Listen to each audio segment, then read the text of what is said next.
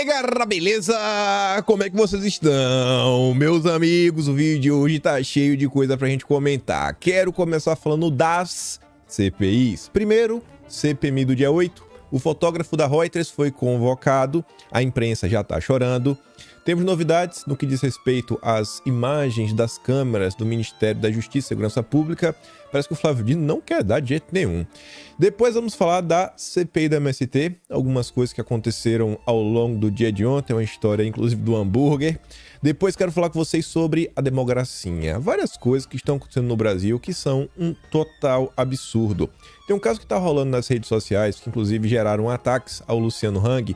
Eu quero mostrar para vocês e mostrar aquela máxima, né? Imagine se fosse alguém de direita fazendo o que a turminha tá aprontando. E tem mais algumas coisas também nesse tópico que eu não quero adiantar e que até nos conectam com o terceiro tema. Vamos falar de economia, vamos falar de legislativo e vamos falar sobre judiciário que legisla, né? Que é a questão aí do julgamento que está acontecendo em torno de alguma substância, se vai ou não vai, né, descriminalizar.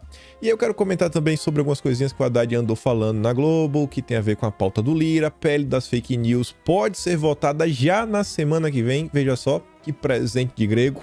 Depois tá ali o Dilma, com as mãos sujas, aquele é um passado que não existe mais, porque agora o Dilma é o homem dos cataventos. Ele quer que a Petrobras virou empresa de catavento. Inclusive ontem os petistas estavam batendo no peito para avisar que ia ter um mega comercial da Petrobras no intervalo da novela. Imagina qual, né? Ou seja, a parceria Lula-Globo segue mais forte do que nunca. E nesse tópico tem algumas coisinhas que envolvem a Agenda Verde, a Agenda SG, quero comentar com vocês. E se der tempo, no fim, falarei muito rapidamente Lula versus Bolsonaro no quesito eleição e se ainda der tempo, mais alguns assuntos diversos. Sai uma nota interessante explicando por que Lula ainda fica batendo em Bolsonaro. Mas vamos lá.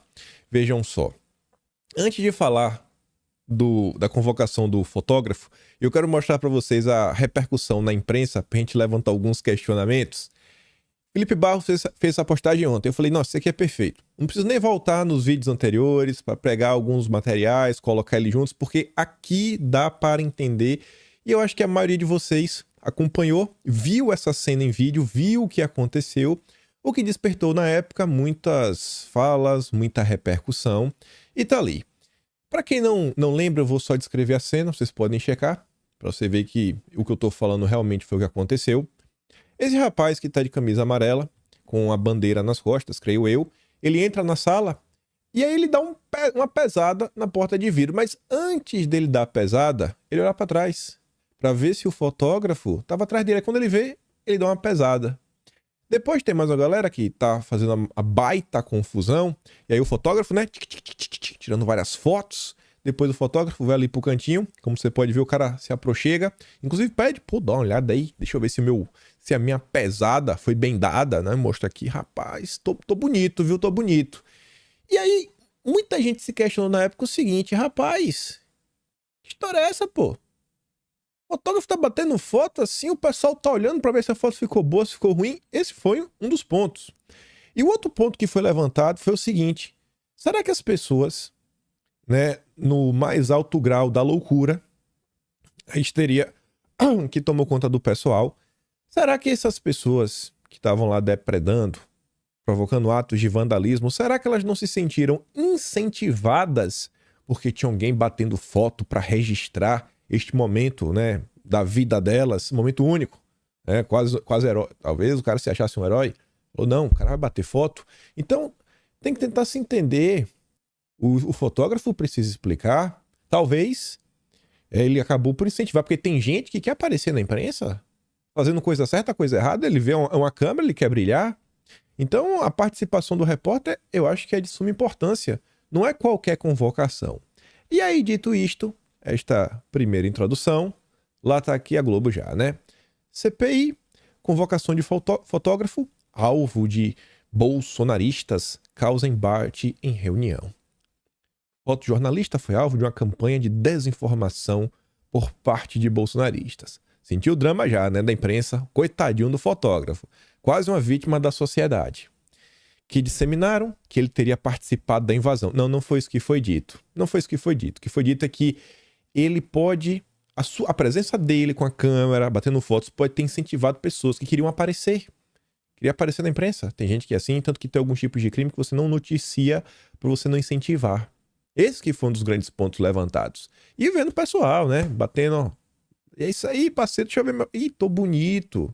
Então, acho que desinformação é essa nota aqui da Rede Globo. Incomodou governistas o fato que o presidente da CPI, o Arthur Maia, chama para si a pauta e a postura enfática em se comprometer com o encaminhamento. E na boa, estou surpreso com o Arthur Maia, presidente da CPI.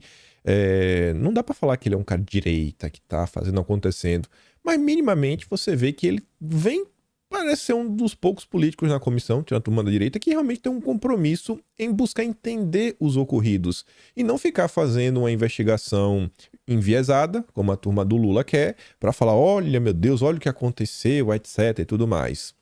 Parlamentares da base rebateram, afirmaram que a convocação de jornalista que fazia seu trabalho não havia cabimento. Eu acho que tem total cabimento. E aí depois, a Folha de São Paulo solta a nota falando que a CPI convoca o repórter e as entidades protestam. Aquelas entidades que nunca abrem a boca quando jornalistas, comunicadores, sei lá, influenciadores, produtores de conteúdo, chame o que você quiser. Quando essa turma sofre, sofre, vamos falar assim, você já sabe do que eu tô falando. Quando essa turma sofre alguma coisa, essas entidades muitas vezes até batem palmas. Fala, é isso mesmo. Tem que botar pra descer em cima dessa galera. Essa galera aí, propagadora de mentiras, que faz, que acontece. Agora que a CPI chama o coligado, aí eles ficam preocupados. Aí agora a FENAGE aparece, agora a ABI aparece, e aí divulgaram nota em que afirmaram que a decisão abre um grave precedente contra a livre atuação dos profissionais de imprensa. É mesmo? E quando teve lá a CPMI das fake news, que chamou para depor, o pessoal não sabia nem o que era PayPal. Em que perdeu, gente, a CPMI das fake news? Teve alguma denúncia formal que foi apresentada? Ah, não conseguiu provar nada, né? Era só a narrativa da turminha. Tá bom, bacana. A convocação, caso realmente seja concretizada, deve ser entendida como uma tentativa de intimidar e constranger não apenas Machado, mas também todos os demais repórteres, fotográficos ou não. Mas quando é com a direita, vocês batem palma, né? E eu acho que neste caso não é perseguição, é para realmente entender o ocorrido, porque as pessoas estavam lá se aproximando dele, para olhar as fotos, né? Apertando as mãos, como se fossem grandes amigos. Vamos continuar. Como falei pra vocês, questão das câmeras, Flávio Dino não tá interessado não, viu? Oposição acionou na PGR contra o Dino por não fornecer imagens do dia 8 de janeiro. Vou lá falar com a PGR, etc. Eu queria que tivesse feito igual o Mazis. Rapaz, manda. Você até logo... Pega lá o material. O Omar Aziz deu umas sugestões do barulho. E aí, o Dino já... Ele já inverte o ônus da coisa. Assim, segundo o Omar Aziz, eles são obrigados a fornecer a informação. Obrigados. E eles deveriam acionar a justiça se não quisessem. Neste caso, olha que engraçado. O pedido é para poder enviar. Tá inventando... Não, você não vai poder enviar. Não, ou tentei, mas não deu. Não, não é assim. Ele tem que... Normalmente, segundo o Omar Aziz, tinha que entrar para falar, não, não envie, porque meio que o envio é obrigatório. Você vê como são as coisas, né, que acontece. E aí, assim como o repórter, assim como o Gonçalves Dias, e assim como alguns outros requerimentos que o PT trabalha para não aprovar, fica cada vez mais parecendo que tem alguma coisa que eles não querem que as pessoas saibam. É o que fica na impressão. O que é que tem nessas imagens que não pode ser revelado? O que é que tem de mais? Meu Deus!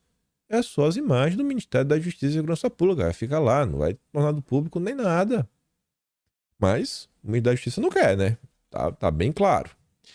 Aí mudando para a CPI do MST, um dos pontos altos da comissão ontem foi uma revelação intrigante, porque vem sendo um nome na esplanada dos ministérios, um dos principais nomes a defender o MST. Toda vez que tem uma invasão, toda vez que tem uma confusão, isso desde janeiro, Ele é um dos primeiros a aparecer, entrar em campo e falar, não, olha só, o MST não é tão malvado assim, rapaz. O MST é do bem, é do amor, etc. Pera aí só um segundo. Já tinha ligado ali o aspirador de pó, tava ficando nervoso, já ia mandar desligar. Aí já desligou. Mas enfim, eu tô falando do Paulo Teixeira, ministro do Desenvolvimento Agrário. Aí, ontem no depoimento do José Rainha Júnior, o José Rainha não falou que esteve com o Paulo Teixeira? E qual o problema disso? Ele não pode se encontrar? Então, poder em tese, eu não encontraria. Só que o grande problema está que este encontro não estava registrado na agenda oficial. O ministro se encontra com um grande líder que invade terras, que foi preso. E aí o ministro se encontra e não está registrado na agenda. O que eles conversaram? Qual era a pauta? Qual é a relação do PT com esses movimentos? Aí diz que a oposição quer saber detalhes do encontro entre o José Rainha e o Paulo Teixeira. O encontro teria ocorrido no início do ano, foi confirmado por Rainha na reunião de ontem, na CPI do MST. Em pesquisa no sítio oficial do respectivo órgão, não fora localizada a referida reunião. É por esse motivo que solicito informações para que o Ministério encaminhe a data correta e pauta e se a agenda realmente aconteceu, diz o documento. Durante a audiência, Rainha foi questionado pela deputada Caroline de Tonti sobre o motivo da reunião. Ela disse ainda que teve seu pedido sobre a pauta do encontro negado pelo MDA. O PT não quer revelar o que conversava com invasores de terra. Fui fazer uma visita ao amigo Teixeira e saber quais seriam as perspectivas da reforma agrária no Brasil. O ministro estava chegando e ficamos mais em uma conversa informal do que objetivamente na pauta. Imagina o que é que eles estavam conversando, né? O que o PT tenta esconder. É o partido das sombras. Eles querem esconder tudo. Anteontem, um dia antes, né? Ontem foi dia 3. Anteontem, o Paulo Teixeira voltou a ser notícia porque ele defendeu de novo. Ele já tinha falado, não foi invasão, foi protesto. Foi a primeira fala dele sobre a questão do MST lá na Embrapa. E tá ali, ó, o ministro minimiza a invasão da Embrapa pelo MST. Paulo Teixeira disse que recentes ocupações devem-se à ansiedade dos militantes por medidas do governo em prol da reforma agrária. Ô, tadinho. Ele já tinha saído em defesa na terça, dia 1, e saiu em defesa mais uma vez na quarta, dia 2. E ele negou ter se tratado de uma invasão. Foi apenas um protesto. A gente foi assim que ele qualificou o evento. Voltando para a CPI do MST, comenta aqui só uma coisinha. Duas notas. Vou ler em sequência já. A primeira é do Estadão. O Estadão repercute assim. Ó. O presidente da CPI do MST oferece hambúrguer ou remédio para a deputada se acalmar. O Zuco, junto à Tabata. A Tabata não, desculpa, a Sâmia Bonfim. O Globo já noticiou depois, né, que no G1, deputada vai denunciar presidente da CPI do MST, a PGR, ao Conselho de Ética por fala machista e gordofóbica. Porque o cara ofereceu um hambúrguer. O que eu quero comentar sobre isso é o seguinte. Quando isso aconteceu, eu até ri. Sabe, eu vi assim, o vídeo até dei uma risada. Mas depois eu parei e pensei, já na mesma hora, falei... Até gravei, falei isso no Talking Show ontem. Falei, gente, é engraçado, mas no final do dia, esse tipo de coisa nunca dá certo. Não dá certo, a gente realmente não pode se empolgar. O próprio Zuco depois reconheceu que pisou na bola, tanto que ele pediu para tirar as falas das notas taquigráficas, que são o registro. E assim, o Zuco, ele mesmo já falou, bom, derrapei nessa. E aí eu só trazer realmente para deixar de reflexão para vocês. Mais uma vez, o próprio Zuco já reconheceu que não é o melhor dos caminhos. A gente não pode seguir por essa linha e falar, não, vamos seguir aqui, etc e tudo mais. Tem coisas que no final do dia só se voltam contra nós. E aí perde a razão. Tinha várias coisas ontem na CPI. Teve outras falas também do José Rainha. Esse grande ponto que foi o encontro dele com Paulo Teixeira. Só que o que acaba indo para a imprensa no final do dia são essas situações. O que acaba indo para a imprensa são essas tretas. Então, a imprensa ela acaba por cobrir o trabalho que os parlamentares fazem. Agora você tem que tentar, pelo menos, dar qualquer tipo de material. A gente tem que tentar focar sempre naquela parte mais importante, que realmente possa trazer informação relevante para a população. E aí, você tem mais algumas coisas? sobre exatamente isso, né? Sobre o trabalho parlamentar, que a gente vai comentar agora, mas com calma. Com calma. Guarda isso que vai fazer sentido. Mas vamos começar com essa. Ontem, saiu essa nota. No primeiro momento eu até falei, eita, vou comemorar. É porque é uma notícia que eu acho que é positiva. No primeiro momento, quando lê a manchete, TCU arquiva processo que pedia a suspensão do salário de Bolsonaro no PL. Aí tem ponto e vírgula. Caso vai pro TSE. Falei, pô, achei que era boa, mas eu fiquei assim, vai, não vai, não tô entendendo muito bem. Aí eu fui lá, uma olhada no texto. O Tribunal de Contas rejeitou por unanimidade, todo mundo rejeitou. Bacana. E aí a decisão tomada pela Corte, nesta quarta, diz que apenas a Justiça Eleitoral tem competência para analisar o pedido. Por isso, a representação será enviada ao TSE e à PGR. Como o TCU não reconheceu do pedido, não houve análise do mérito da questão. Ou seja, se a PGR entender que a representação tem respaldo, pode fazer exatamente o mesmo pedido para a Justiça Eleitoral. Você vê que é complicado, né? Assim, né? Parece que a batata quente continua. A turma só não quis pegar e abraçar. Não, isso aqui não é a gente que resolve. Isso aí é se for para fazer junto à Justiça Eleitoral. Se a PGR quiser, tá aí de volta, né? Se quiser, tá aí. Tá com vocês. Sabe, até quando você acha que vê alguma coisa, não. A turma insiste. Sempre é uma insistência e algum tipo de confusão contra Bolsonaro. Beleza. Aí, falando da direita, isso daqui é um grande absurdo que tá acontecendo. Tem um youtuber que se diz humorista, chamado Thiago Santinelli. O canal dele, nossa, tem milhares de visualizações, centenas de milhares. É tipo, sei lá, a Bárbara da esquerda. Temos assim de engajamento. Pelo amor de Deus, não vai comparar esse cidadão com a Bárbara, né? Esse cara faz um absurdo. A Bárbara, meu Deus, a Bárbara é muito mais engraçada, conteúdo muito mais leve pra toda a família. E aí, veja essa manchete. Hang, tá falando do Luciano Hang, diz que é vídeo em que o youtuber simula, né, que ele tá passando dessa pra uma melhor, é brutal.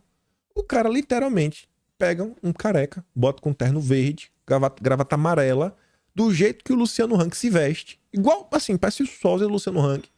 Pega um taco de beisebol e tome na cabeça. E pei, pei, pei, pei, pei. Tu já imaginou isso? Tu já imaginou se alguém da direita faz isso com o Lema? Faz isso com a Luísa Trajano? Tu já imaginou se faz com qualquer um desses empresários lulistas? Alguém da Faria Lima que apoia o Lula? Tu já pensou se alguém fizer isso?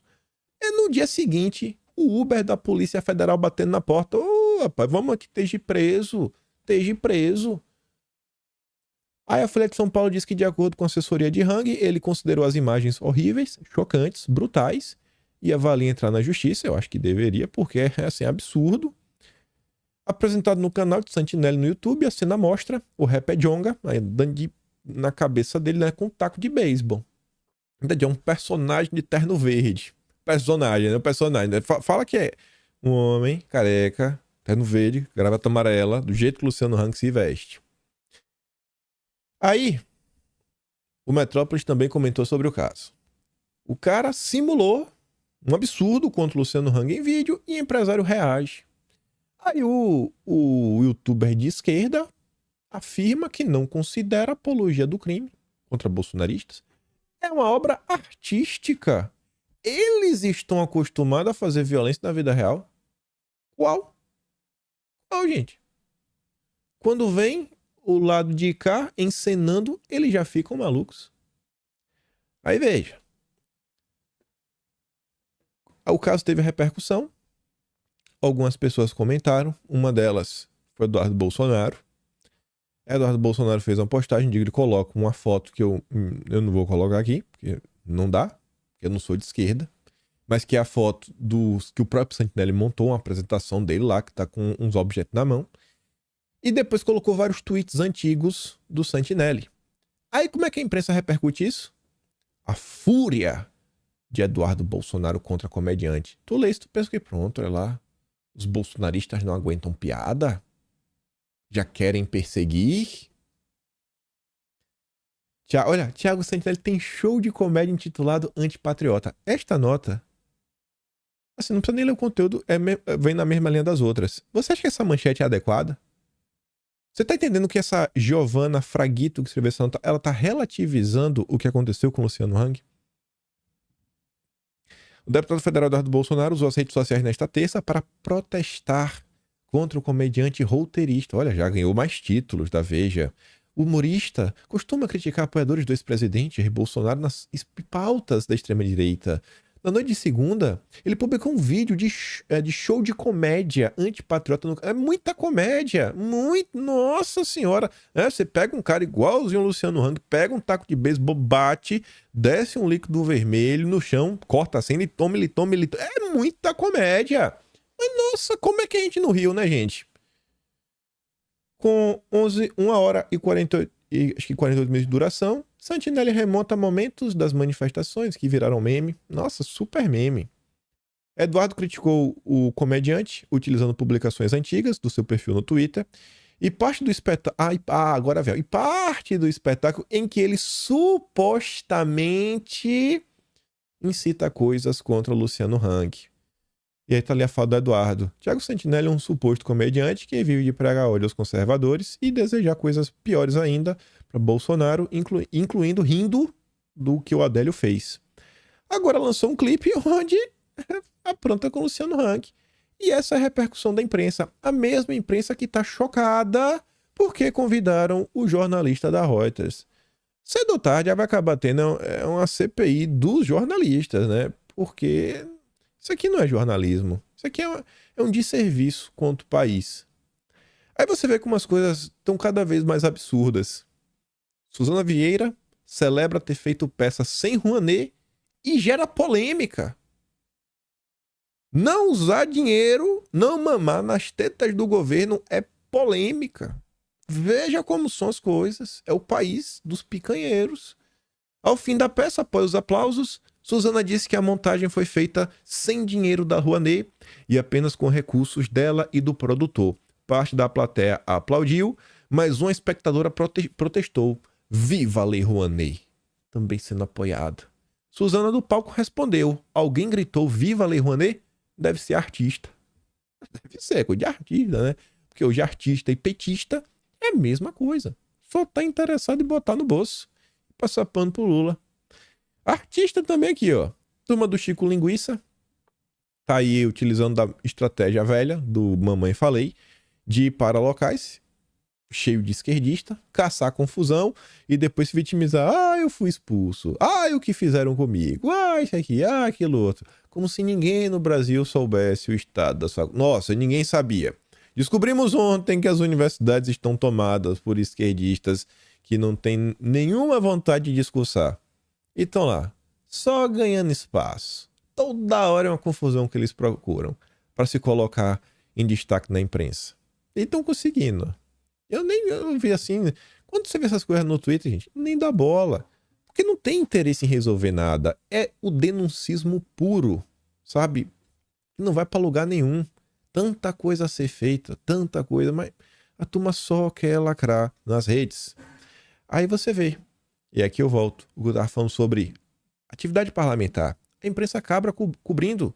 Isso daqui não é a primeira vez que o Nicolas vira notícia, e notícia positiva. Parabéns, Nicolas, desde já.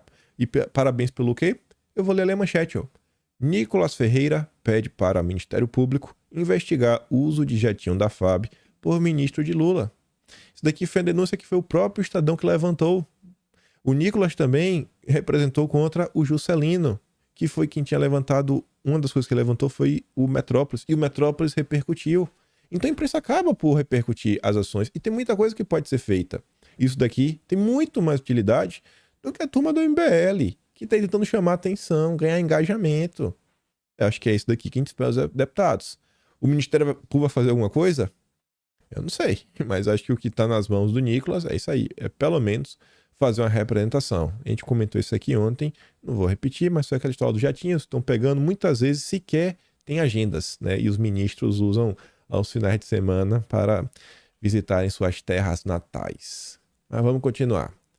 Falar um pouco da Haddad, do Lira, Pachecão, Judiciário também.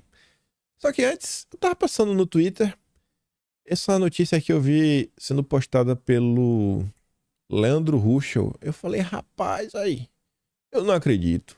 O que é que está acontecendo com o Brasil? Proprietários e locatários são surpreendidos com desapropriação de prédio em Magé para abrigar a administração municipal.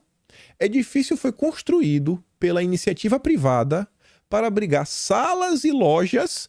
Prefeitura disse que declarou utilidade pública no prédio por ser um imóvel com acessibilidade. O empresário vai, pega o dinheiro, investe, faz um salto de fé porque pode dar errado, tem dor de cabeça, vai lá, acompanha a obra, pega o carro, vai no lugar, vai no outro, monta projeto, vê como estão as coisas, vai tocando aqui, acolá, etc, tudo mais.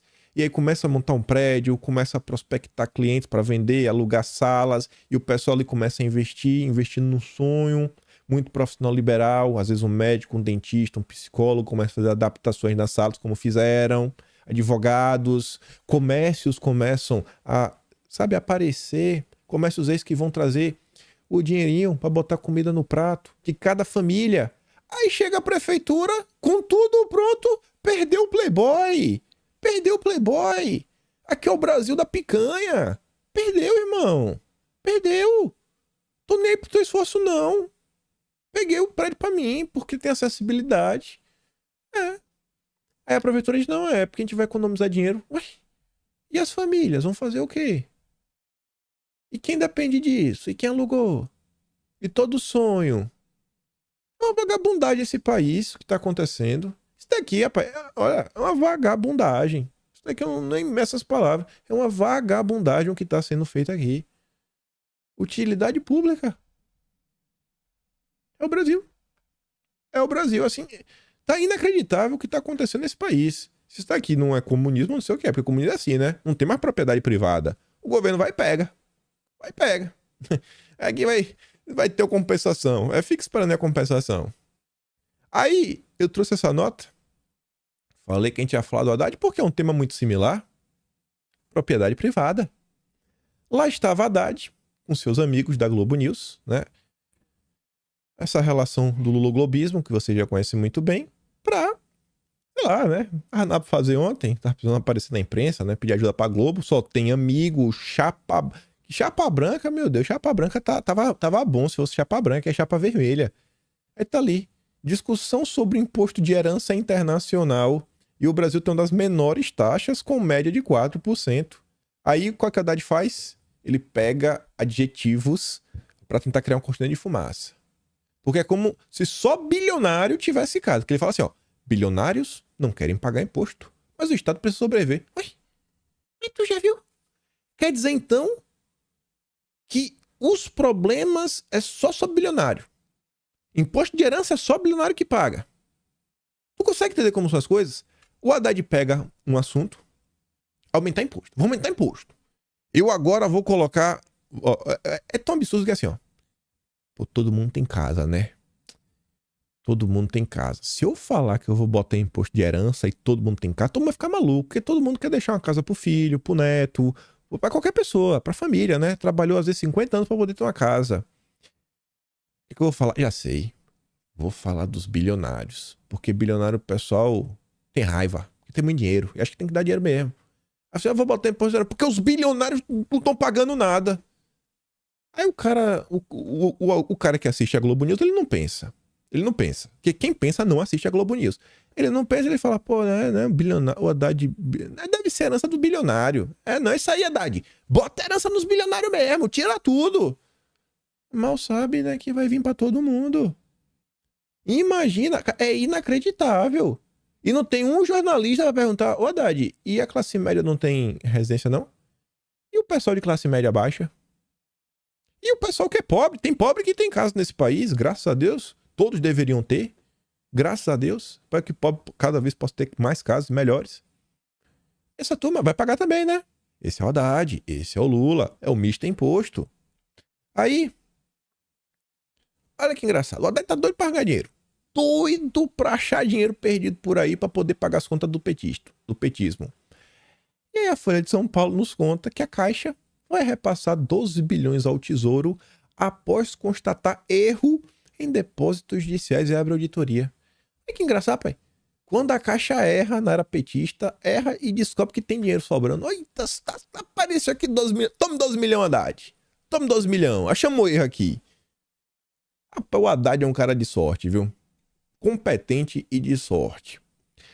Ainda falando de imposto, eu vi essa nota aqui, eu até fiquei pensando, rapaz, se eu tivesse escrito essa nota, não tinha como sair mais igual em determinado momento. Eu falei, bicho, até o que passa na minha cabeça de argumento às vezes, esse rapaz aí que escreveu, esse Everaldo Maciel, utilizou. Fiquei surpreso. Tem uma hora que eu falei, ele dando exemplo do ovo, a gente chega lá. E ele fala assim, ó, alterações da reforma tributária no Senado podem causar mais dúvidas. É mesmo? Quem poderia imaginar?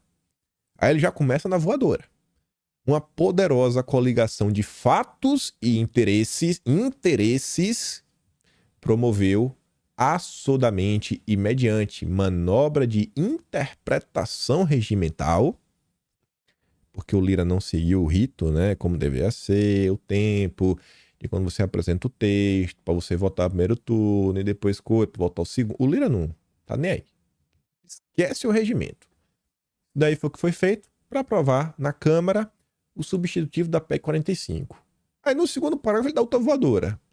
Essa coligação petista, né, que teve apoio do PT e empresários petistas, envolveu um robusto financiamento empresarial a estudos, pareceres e peças de propaganda. Não é possível. Quer dizer que empresários petistas, né, que fizeram L, investiram dinheiro para fazer propaganda em prol da reforma. O problema é se fizer contra, né? Contra a agenda do PT. Aí é Polícia Federal, depoimento tipo a PL 2630. O livramento de importantes setores da economia da sujeição certamente elevada à alíquota padrão, também qualificada como maldita, do novo imposto e consequente remoção de restrições da proposta, e às vésperas da votação do substitutivo, a liberação de 8 bilhões e meio de emendas parlamentares dotada de forte poder de convencimento, tudo isso combinado com desconhecimento da matéria por parte da ampla parcela da sociedade brasileira. Alegou-se em favor da proposta a redução da litigância, né? Menos judicialização, menos casos, vai ficar mais simples. Agora o sistema tributário brasileiro vai ficar simples. Qualquer pessoa vai entender. Será? Se o capítulo tributário da Constituição de 88 dobrou o número de palavras em relação a 67, o substitutivo consegue a proeza de elevar essa relação para cerca de 3,5 vezes.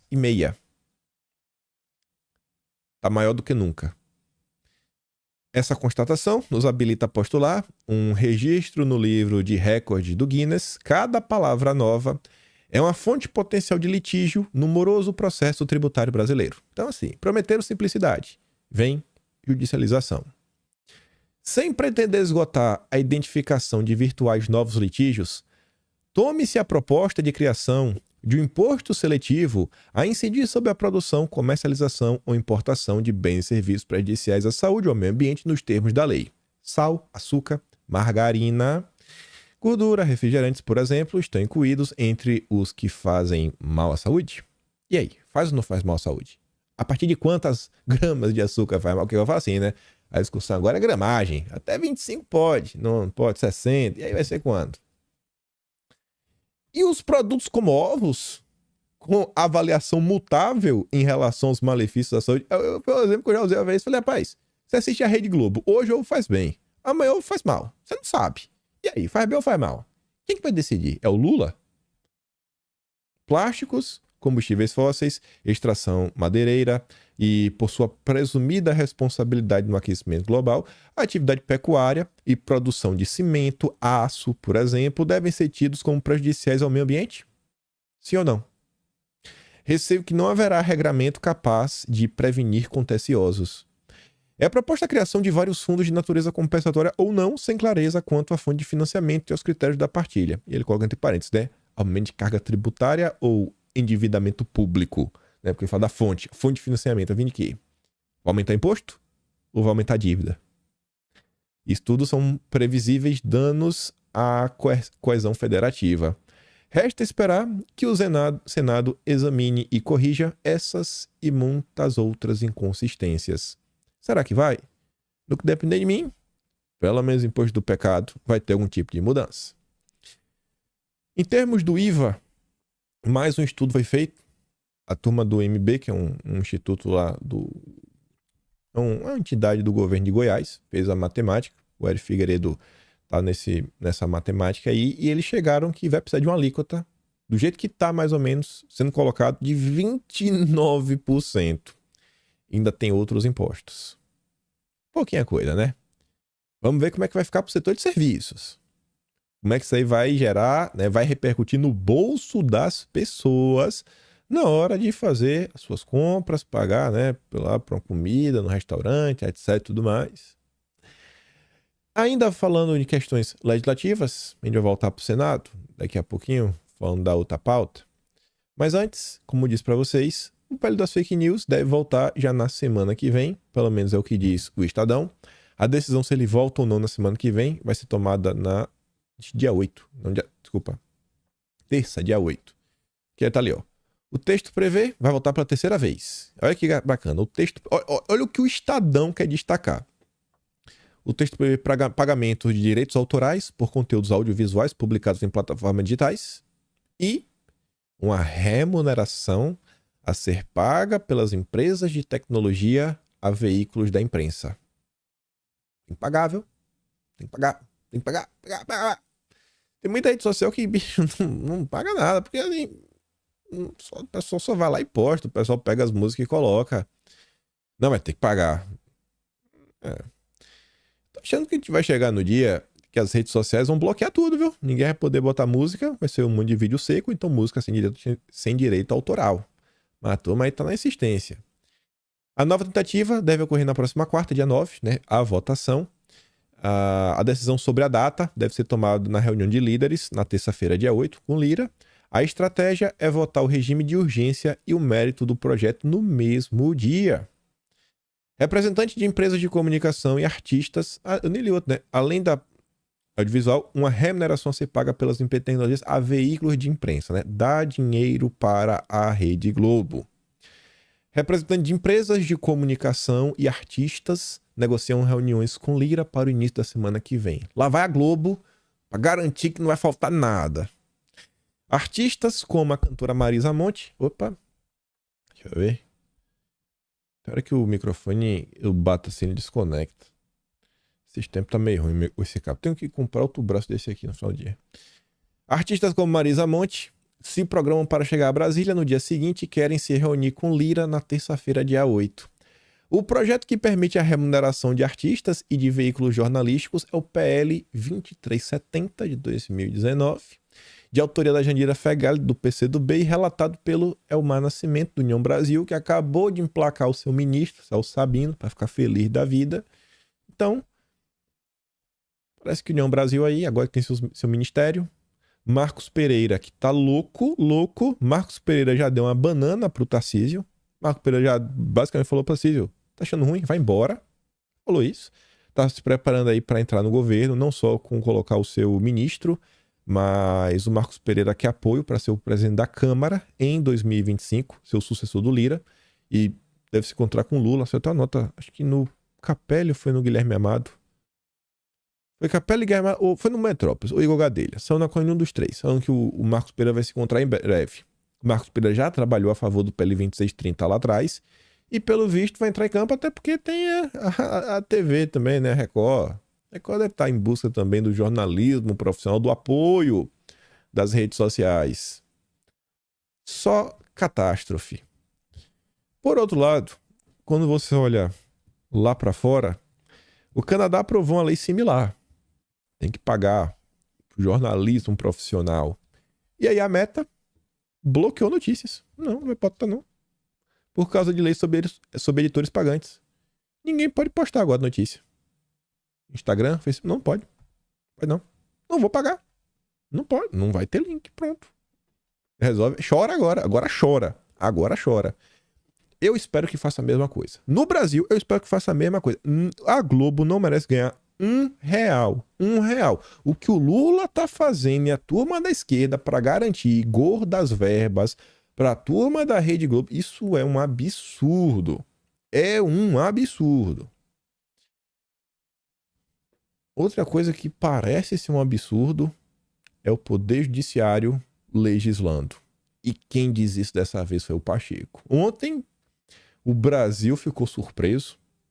Óbvio, né, gente? Foi uma defesa de mentirinha. O Pacheco jamais vai realmente defender o Senado, Não, jamais. Aqui foi só pra fingir que ele é brabo. Ele é brabo, né? Falar, estou lutando pelo Senado. O Pacheco falou que é um equívoco grave que estão fazendo. Não pode judicializar. Não é para resolver por vias judiciais. E tá ali, ó, segundo o Pacheco, a discussão sobre alteração de lei que trata das punições para quem usa, né, as substâncias do mal, cabe exclusivamente ao Poder Legislativo e não ao Judiciário. De acordo com o presidente do Senado, há uma intromissão da Corte Suprema nas decisões do Congresso Nacional. Além desse julgamento, o Pacheco também citou a decisão da Corte, que determinou a constitucionalidade do Piso Nacional da Enfermagem no início de julho. Segundo Pacheco, a questão lá, né, sem uma discussão no Congresso Nacional e a criação de programas de saúde pública poderá ser uma decisão nociva para a sociedade brasileira. E aí o Pacheco depois foi além e falou o óbvio, mostrando o absurdo com duas perguntas. Não pode, o cara não pode ser preso. O cara tá lá usando, não pode ser preso. Não é para ser preso, só tá usando. E o Pacheco fala assim: se permitir ou deixar, né, o uso pessoal, de quem que o cara vai comprar? Não, o cara não é o vendedor. O cara que tá usando, ele tá usando como? Ele comprou de quem? De um cara, né, do mal, que pratica um crime gravíssimo, equiparado a hediondo. E aí o Pacheco desmonta tudo que está sendo colocado. Eu falei, rapaz, não acredito que o Pacheco conseguiu falar isso. Duas perguntas óbvias, tá? Ah, não sei o que, é porque ele não vende, ele tá usando. Tá, e ele tá usando como?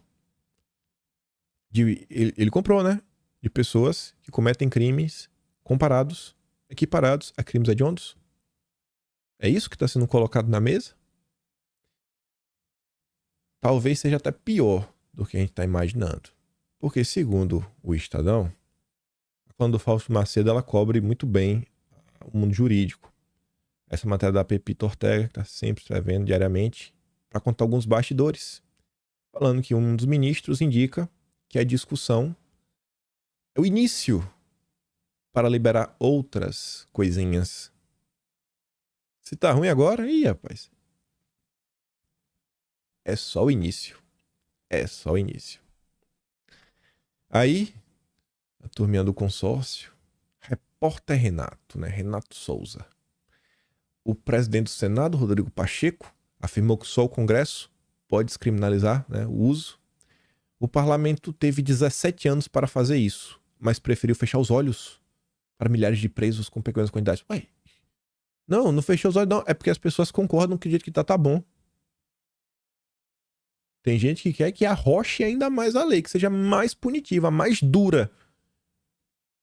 Você vê como são as coisas, né? Não mudou do jeito que a gente quer, então é isso mesmo. Agora, vocês já imaginaram se a Suprema Corte tivesse 11 ministros super conservadores, ultra conservadores, da super máxima direita, e aí realmente pesasse, mas com força em toda essa situação, será que a imprensa tá batendo palma? Se o Poder Judiciário faz o que eles querem, é palmas. Se não faz, eles reclamam. Isso se chama hipocrisia, incoerência. Não dá pra ser assim, bicho. Não dá pra você defender só quando a coisa lhe agrada. Só que é isso que a imprensa faz o tempo inteiro. É por isso que o Brasil não vai pra lugar nenhum, porque é apenas os interesses da própria classe. Enfim, vamos continuar aqui falando mais alguns absurdos que envolvem o PT e tudo mais. Vou até começar por esse aqui, ó. Vou botar esse daqui. No dia de ontem, já 9 da noite, vem Jean Paul Prats, presidente da Petrobras, avisar. Essas daqui são aquelas verbas que... Quem foi que levantou a matéria, rapaz? Foi a Folha de São Paulo, não foi que mostrou quanto a Globo tava ganhando? Acho que foi a Folha, foi isso, mas foi a Folha. A Folha falou lá atrás assim, ó, a gente só pode contabilizar o dinheiro que vem sendo dado via ministérios, porque o dinheiro das estatais, dos bancos, etc, esse dinheiro não aparece, não tem como você achar ele. Aí, toda vez que você assiste, né, a Petrobras na TV, o Banco do Brasil, tenha certeza, né, que é o Dilma dando aquele apoio pra Globo. E tá ali, ó, Jean Paul Prats, daqui a pouco no intervalo da novela, celebrando, eita. E a Globo, ó, o sorriso aqui, ó, de canto a canto. Aí tu vai ver, né, assim, rapaz, por que a Petrobras precisa colocar um comercial no intervalo da novela? Pra quê? A Petrobras, ela não tá competindo, ela não tá vendendo um produto, tipo, sei lá, uma varejista. Não vai mudar nada, ela não vai ganhar mais ou menos dinheiro, não vai mudar nada. E o governo tá reclamando que não tem dinheiro. Então aqui podia ser um bom item para economizar, né? Propaganda pra Petrobras. Se fosse Banco do Brasil, você fala, não, Banco do Brasil, Caixa, tem outros bancos, né, que competem com eles. Mas Petrobras é basicamente um monopólio. Sabe, assim, o que tá sendo colocado aqui em campo, sabe? Você fica perguntando pra cá uma propaganda. Aí você pensa, não, vamos aqui ver, né?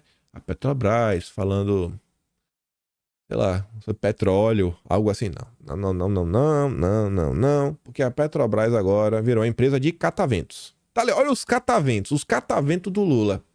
Há 70 anos inovamos, crescemos e nos transformamos junto com o Brasil. Agora, queremos colocar a nossa energia para liderar uma nova jornada, a da transição energética justa.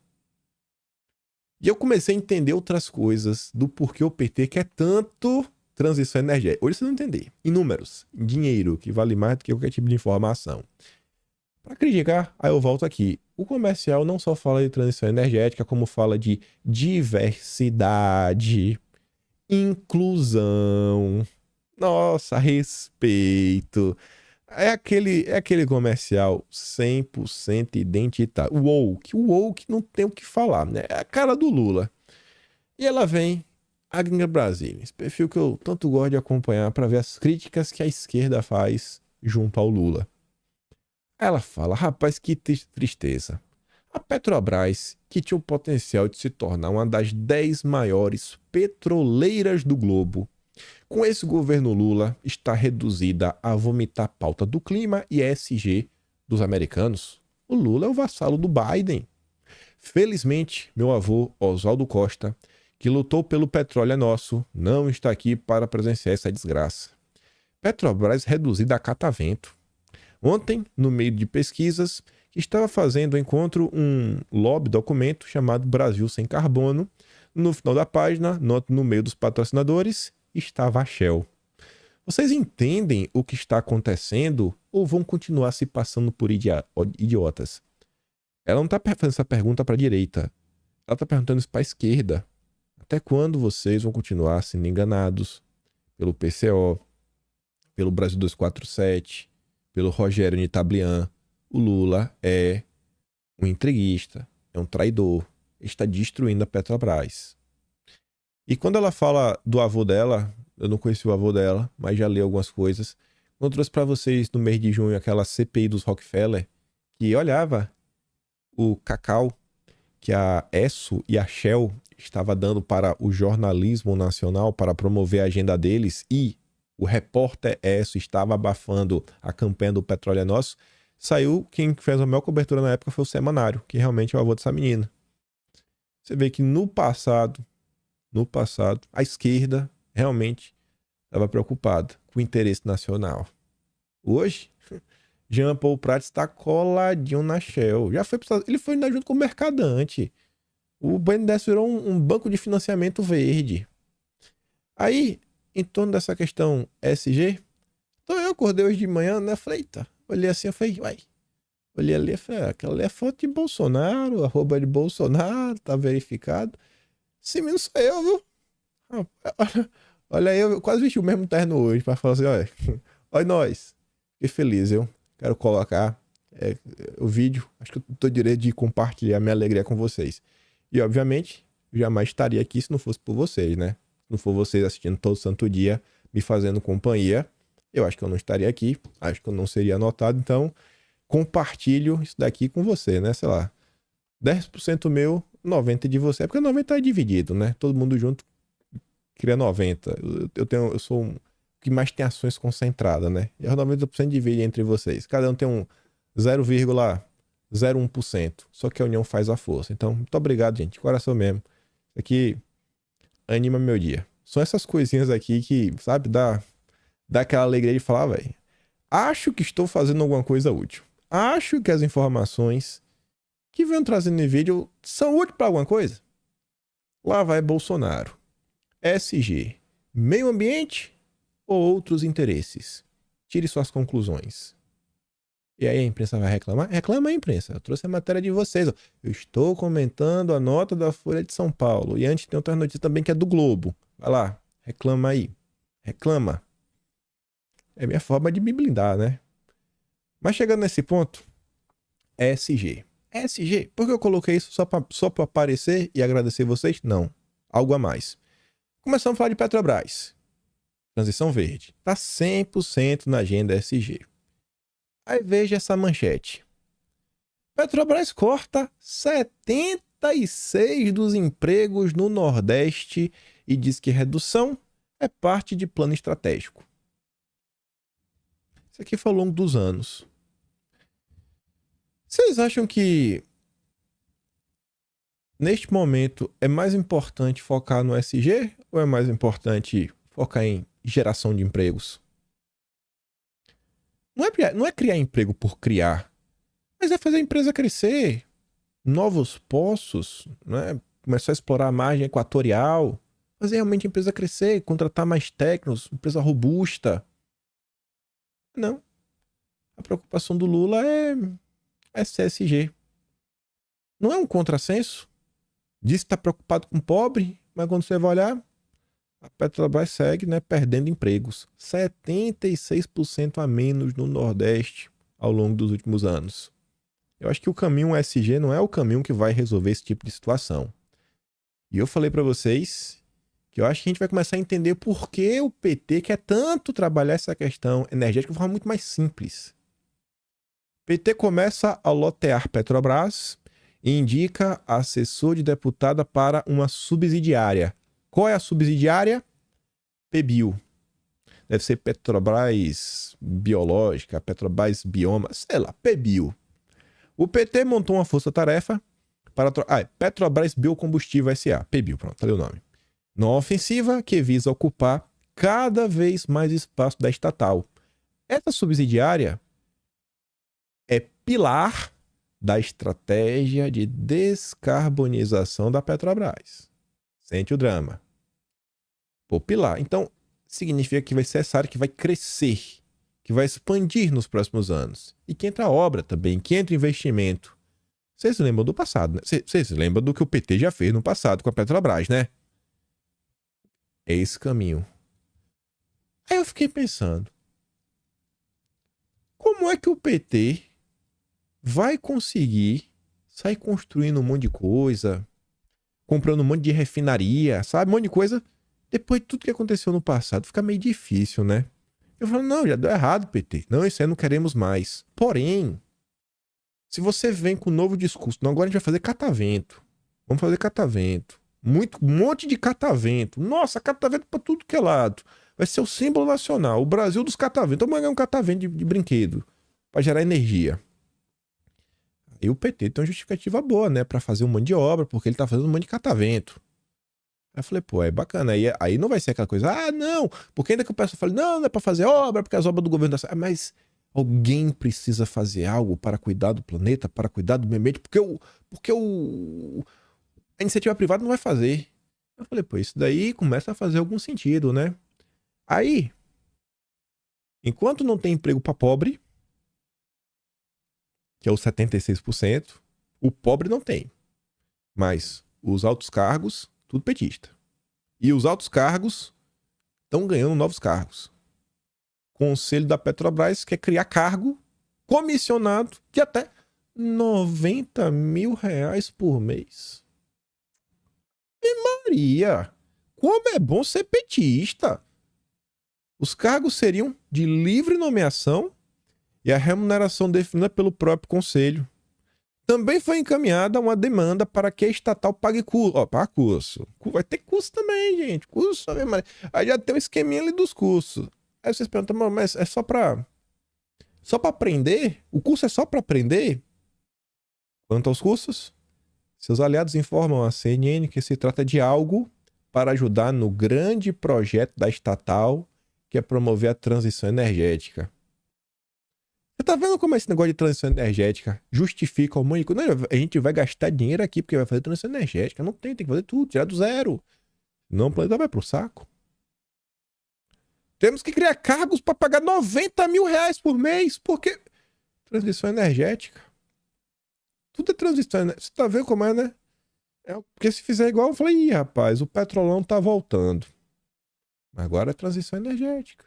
E mais uma vez o PT achou um jeito de colocar, né? De fazer a Petrobras brilhar. Será que eu tô muito louco pra pensar isso? Eu não sei, acho que não. Aí, se liga. Vê essa postagem. CVM aprova a proposta da B3 para medidas de diversidades em companhias abertas. A gente já tinha comentado por alto. E acho que tem tudo a ver com essa questão da Petrobras e a agenda SG. Renato fala assim, ó. A B3 aproveita o seu monopólio por ser uma bolsa de valores, controla os seus clientes, no caso, as empresas listadas, e influencia no regulador que é a CVM. Este ato de prevalecer-se de seu papel econômico e posição para promover uma determinada agenda demonstra uma possível prática de lobby e conflito de interesses. Isso deveria ser alvo de investigação por parte do CAD e o Congresso deveria pedir explicações para a CVM, pois exercer tal pressão administrativa, pressionando as empresas a aderirem à regra por meio do pratique-se ou explique-se, sem consultar os agentes de mercado, é completamente irrazoável. A fuga da racionalidade está transformando o mercado de capitais e o financeiro em ferramentas político-ideológicas, pois não deveria contratar executivos por opções pessoais, e sim pela capacidade técnica. E é o que está acontecendo.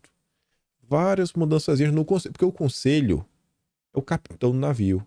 É quem vai, ó, dar a direção que o barco vai navegar. Você colou no conselho, o resto está resolvido.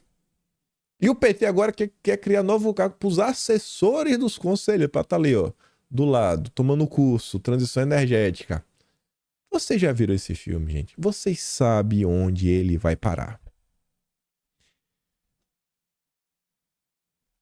Deixa eu mostrar isso aqui primeiro. Remostrar. No vídeo do dia 29, ou foi no vídeo do dia 30 de julho, eu trouxe esse tweet aqui também do Renato. Rumo prepara oferta de ações de 5 bilhões. E ele falava, chuva de coincidências. A Rumo é a empresa dona do monopólio ferroviário brasileiro e seu principal acionista é Rubens Ometo, membro do Conselhão de Lula, um dos maiores doadores do PT e um dos primeiros empresários a reunir-se com o governo atual. Será que Ometo tem interesse em deixar o projeto da Ferrogrão no papel, né? Não sai, fica aí, fica, enquanto ele expande a malha ferroviária de sua empresa? O Rubens Ometo a empresa dele talvez seja a maior do país, quase um monopólio, a Rumo. A Ferrogrão é uma questão de concorrente, é ruim, viu?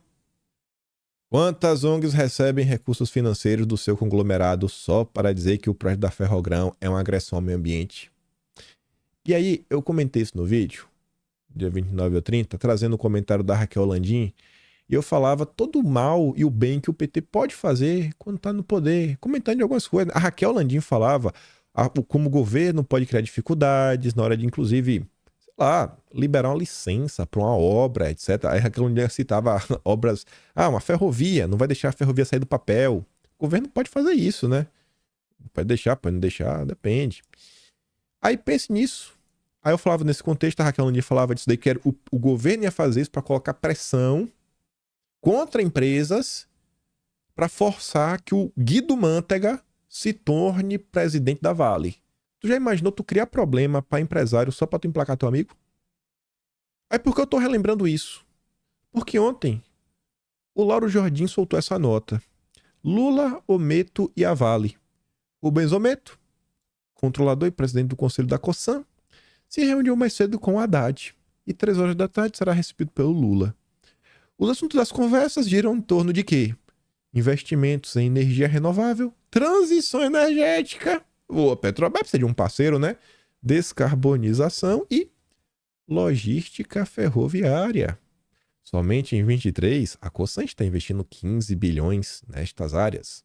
Com Lula, um tema a mais e não menos importante estará na pauta: a Vale. A Cosan é dona de quase 5%, 4,9% da mineradora e aposta muito no negócio. Lula, por sua vez, quer enfiar Guido Mantega na presença da empresa. E será que o Guido... Não, Guido não. O que o Lula e o Ometo conversaram ontem, hein? Se eu for falar o que tá na minha cabeça, vai dar ruim. Então, deixa apenas aí que todo mundo fique se questionando o que é que está acontecendo neste país, né? Por que a Ferrogrão não sai do papel? Será que ela vai sair agora? Será? Eu acho que não, viu? E aí, sobre obras que não saem do papel, o Plínio Valério... Não vou dar play porque eu tô até atrasado. Vou jantar. Era pra ter terminado o vídeo, mas não terminei. Aqui já são agora 6h25 da manhã, 7h25 da noite. Jantar às 7h30. Tenho certeza que minha mulher tá com ódio lá em cima. Deixa quieto.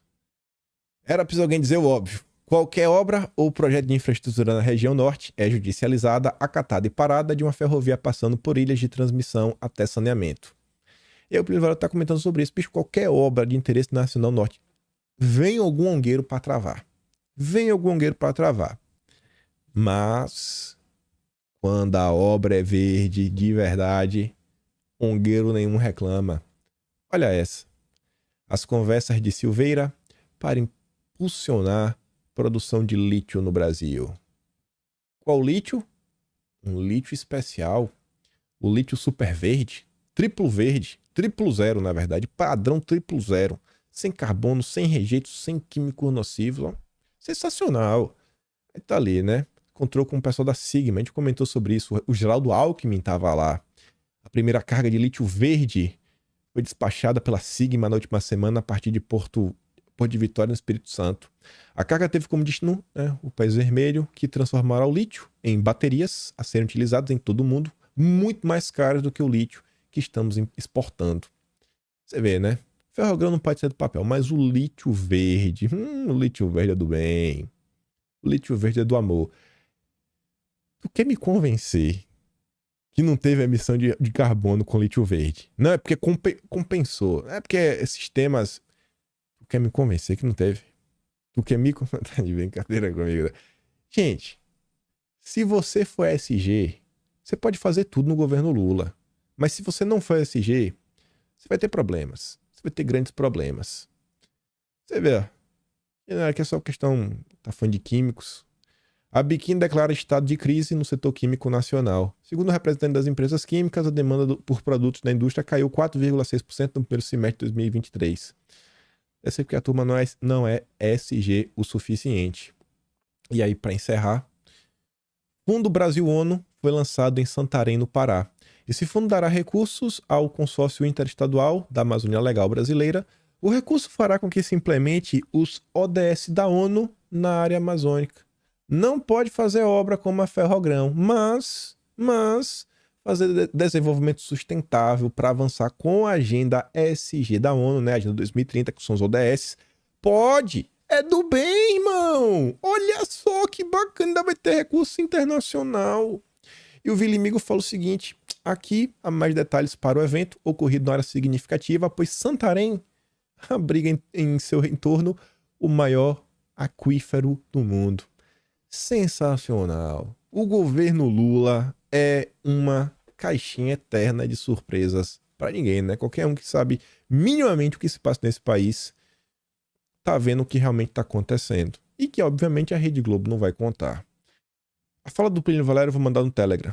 O link tá na descrição. Se gosta do meu trabalho, como eu sempre digo, você pode me ajudar se tornando membro do canal. Tem um Tony, valeu. tem um P na descrição. Tem também o Atlas Brasileiro, kimpen.com.br, onde registramos tudo. Estamos registrando a história desse desgoverno. E eu peço também, né? Vote em mim, se não votou no iBest. Me ajude a derrotar o consórcio. Os 2 links também estão na descrição. E compartilhe esse vídeo e volta amanhã. Agora, oficialmente, são 7h29. Estou já atrasado, que às 7h30 eu tinha que estar lá. Aquele grande beijo, abraço, tamo juntos. Valeu, meus amigos. Fui!